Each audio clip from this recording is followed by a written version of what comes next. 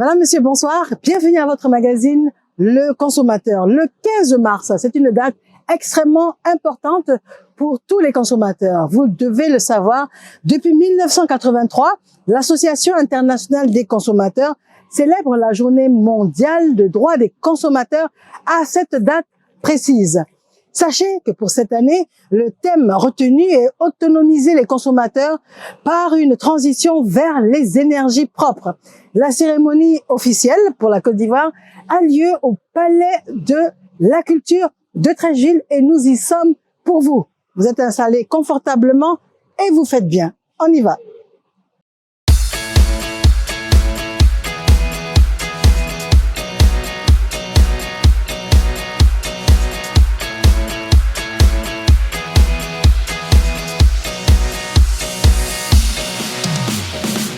Que faut-il savoir de la Journée mondiale des droits des consommateurs? Écoutons le docteur Rani Dilis Bakoné, qui est secrétaire exécutif du CNLVC, qui n'est autre que le Conseil national de lutte contre la vie chère. Allons écouter un extrait de son discours. On y est? On y va. À l'instar de la communauté internationale, notre pays célèbre ce mercredi 15 mars 2023 la Journée mondiale des droits des consommateurs, JMDC, édition 2023. La Journée mondiale des droits des consommateurs offre l'occasion de promouvoir les droits des consommateurs et de mettre en évidence les abus et injustices qui affaiblissent les consommateurs dans leurs actes d'achat. La célébration de cette journée marque donc une occasion pour les consommateurs de consolider et mutualiser les ressources pour la défense de leurs intérêts. Monsieur le ministre, votre parrainage et votre présence effective à nos côtés ce matin est l'illustration, une fois de plus, de l'importance que vous accordez à la défense des droits des consommateurs. Vous avez fait de la protection des droits des consommateurs votre cheval de bataille. C'est pourquoi nous aimons vous appeler l'avocat des consommateurs ivoiriens.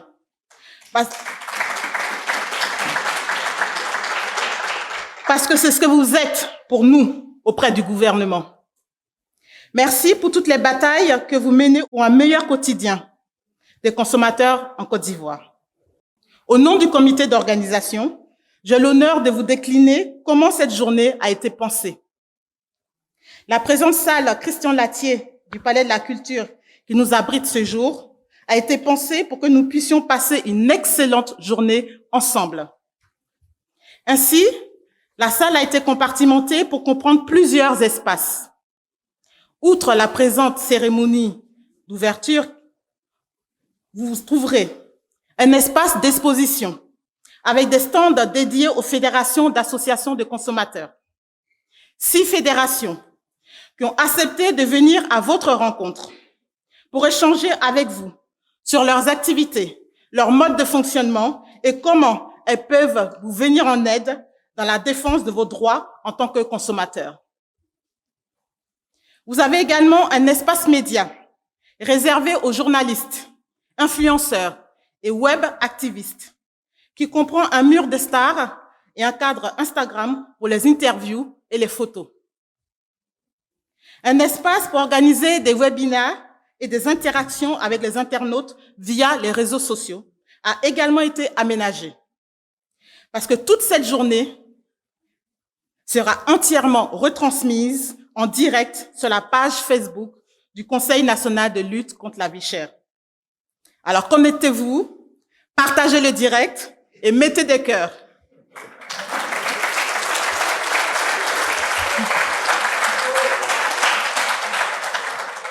Également, un espace cinéma a été prévu pour la diffusion des émissions TV sur la lutte contre la vie chère, telles que l'émission Le Consommateur et l'émission C'est combien. Et enfin, vous avez à votre disposition un espace détente où vous pourrez tout au long de la journée vous restaurer en achetant des boissons et des sandwichs à petit prix. Chers consommateurs, voilà comment nous avons pensé cette Journée mondiale des droits des consommateurs, édition 2023. Je ne saurais terminer mon propos. Renouveler mes sincères remerciements à Monsieur le ministre du Commerce, de l'Industrie et de la Promotion des PME, Dr Souleymane Diarra-Souba, pour la confiance placée en nous. Merci, Monsieur le Ministre, pour votre présence. Et bonne célébration de la Journée mondiale des droits des consommateurs à tous. Je vous remercie. Mesdames et messieurs, elles sont présentes aux côtés des populations, œuvrées pour le bien-être et le bonheur de celles-ci. Aujourd'hui, une fois de plus, témoins et heureuses du soutien avéré du ministère du Commerce. Eh bien, les associations des consommateurs entendent exprimer leur gratitude et leur reconnaissance pour ces différentes marques d'intérêt à leur endroit, à travers donc les différentes actions. Et pour ce faire, j'invite à nous rejoindre monsieur le représentant des dites associations. Jamais de mémoire de défenseur des consommateurs. La question de la lutte contre la cherté de la vie et de la préservation du pouvoir d'achat des consommateurs n'a fait autant d'unanimité dans les programmes des gouvernements du monde entier. Chez nous, en Côte d'Ivoire, cette nouvelle exigence fonde et justifie la montée en première ligne du ministère du Commerce, de l'Industrie et de la Promotion des PME à cette célébration de la Journée mondiale des droits du consommateur. Comment pouvait-il en être autrement quand on sait, Monsieur le ministre, que vous portez également la casquette de vice-président du Conseil national de lutte contre la vie chère, CNVC, et que votre proximité avec le mouvement consommateur ivoirien n'a jamais fait l'ombre d'un seul doute. Soyez en remerciés.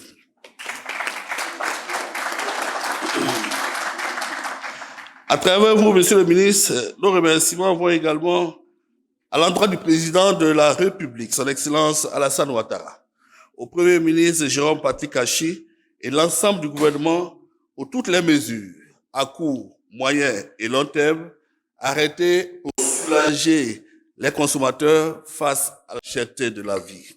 À présent, nous allons suivre ensemble la déclaration officielle du gouvernement, donc à l'occasion de la Journée mondiale des droits du consommateur, une déclaration lue par le ministre du Commerce, de l'Industrie et de la Promotion des PME. Je vous propose un extrait de son discours. Chers concitoyens, mesdames et messieurs, depuis 1983, chaque année est célébrée dans le monde la Journée mondiale des droits des consommateurs instituée par l'Association internationale des consommateurs, Consumer International. À l'instar de la communauté internationale, notre pays, la Côte d'Ivoire, célèbre ce mercredi 15 mars 2023 cet important événement. Je me réjouis de l'opportunité que m'offre cette journée pour réaffirmer la ferme volonté du gouvernement ivoirien d'assurer la protection des intérêts des consommateurs dans une Côte d'Ivoire engagée dans le processus de modernisation de ses activités dans tous les secteurs. Je voudrais également profiter de ce moment pour remercier les associations de consommateurs pour les initiatives en faveur de l'amélioration du bien-être des populations. À travers vos différentes alertes et contributions, ainsi que du travail acharné de nos équipes, le gouvernement ivoirien, sous l'impulsion de son Excellence M. Alassane Ouattara, président de la République, met en œuvre les mesures immédiates à court et à moyen terme et structurelles au bénéfice des consommateurs, à l'instar de celles adoptées le 9 mars 2022 pour contenir les pressions inflationnistes sur le pouvoir d'achat de nos populations. Chers concitoyens, mesdames et messieurs, le thème choisi cette année, à savoir autonomiser les consommateurs par une transition vers les énergies propres, est d'actualité et perçu comme l'un des défis majeurs du XXIe siècle. Comme vous le savez, une énergie propre ou verte est issue de sources durables et ne produit pas ou produit peu de déchets d'exploitation. Dans le cadre de la transition énergétique, l'ensemble des transformations du système de production, de distribution et de consommation d'énergie est effectué sur un territoire dans le but de le rendre plus écologique. Ainsi, la transition énergétique vise à transformer un système énergétique pour diminuer son impact environnemental. Elle consiste en une série de changements majeurs dans les systèmes de production de l'énergie et sa consommation à l'effet de lutter contre le réchauffement climatique. En Côte d'Ivoire, les efforts du gouvernement sous l'impulsion du père fondateur, le président Félix Houphouët-Boigny, se sont axés sur la construction de barrages hydroélectriques en vue d'approvisionner le consommateur ivoirien en énergie renouvelable ou propre. Il s'agit des barrages hydroélectriques de Buyo, de Tabo, d'Ayamé 1 et 2 et de Kossou. Dans le même élan, la politique de développement menée par son Excellence M. Alassane Ouattara, président de la République, a permis de construire le barrage hydroélectrique de Soubré d'une capacité de 275 MW pour un coût global de 331 milliards de francs CFA en vue de renforcer la capacité en énergie propre de la Côte d'Ivoire. Le pays dispose également de centrales thermiques. Le gouvernement travaille à mettre en œuvre d'ici à 2030 d'importants investissements dans le secteur électrique afin d'atteindre une puissance électrique installée de 4000 MW contre une puissance installée actuelle de 2230 MW. L'objectif étant de mettre à la disposition des ménages et des industries une énergie fiable, de bonne qualité, propre, abondante et équitablement répartie sur l'ensemble du territoire national. Dans ce cadre, le gouvernement ivoirien entrevoit de construire d'autres barrages hydroélectriques, notamment celui de Saint-Grobo à Ouati, d'une puissance de 44 MW, pour un coût de l'ordre de 121 milliards de francs CFA. En outre, le gouvernement a lancé le projet de centrale solaire de Boundiali qui a bénéficié de l'appui du gouvernement fédéral allemand, avec un financement de plus de 28 millions de dollars, soit 17 milliards de francs CFA, de la part de la Banque publique d'investissement allemande, le KfW. Ce projet va alimenter environ 30 000 foyers en électricité propre et va éviter l'émission de 27 000 tonnes de dioxyde de carbone tout en contribuant à créer 300 emplois. La centrale solaire de Boundiali matérialise ainsi la volonté du chef de l'État d'aller vers des énergies plus propres et de faire de la Côte d'Ivoire le hub énergétique de la sous-région à l'horizon 2030 avec un mix énergétique de 42% d'énergie renouvelable. Notre capacité de production a permis d'électrifier dans le cadre du programme social du gouvernement PS-Gouv 1, 417 localités, dont 48 dans la zone de fragilité du Nord en 2019. À fin 2021, le programme national d'électrification rurale, le PRONER, a également permis l'électrification de plus de 4750 localités, portant le nombre de villages et villes électrifiées à 7575 et ayant permis de réaliser également dans le cadre du programme d'électrification pour tous, PEPT, de réaliser plus de 1,2 million de branchements, faisant passer le nombre de foyers ayant accès à l'électricité en Côte d'Ivoire à plus de 3 millions dans le cadre du PS-Gouv 2. Toutes ces réalisations ont contribué au recul de la précarité énergétique en Côte d'Ivoire et à l'amélioration des conditions de vie des populations. Les actions du gouvernement ont donc permis d'atteindre un taux de couverture de 80% des zones habitées et un taux d'accès de près de 92% de nos concitoyens à l'électricité, permettant ainsi d'améliorer la qualité de vie des consommateurs ivoiriens. Pour améliorer cette performance, le gouvernement ivoirien a lancé un ambitieux plan de valorisation du potentiel hydroélectrique qui devait permettre de produire plus de 1560 MW d'ici 2030. Les initiatives privées sont également encouragées pour doper la production des sites de petites productions d'hydroélectricité inférieures à 10 MW.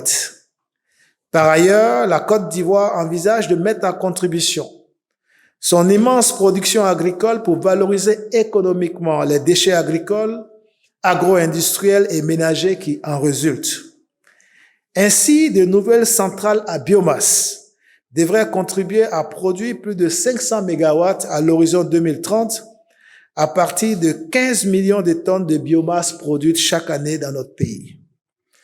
Concernant l'énergie solaire, sa production devrait doubler en 10 ans pour passer à plus de 400 MW à partir d'installations terrestres dans les zones propices à fort ensoleillement dans la moitié nord de la Côte d'Ivoire. Le gouvernement explore également le vaste plan d'eau des barrages hydroélectriques pour l'installation de panneaux solaires flottants. On pourrait citer l'exemple de Kosso. En ce qui concerne l'énergie éolienne, les belles perspectives offertes par les récentes évolutions technologiques devraient permettre l'implantation de projets de production d'électricité dans l'ouest montagneux, la plaine de l'Est et le littoral au sud, pour une capacité d'environ 100 MW d'énergie éolienne à l'horizon 2030.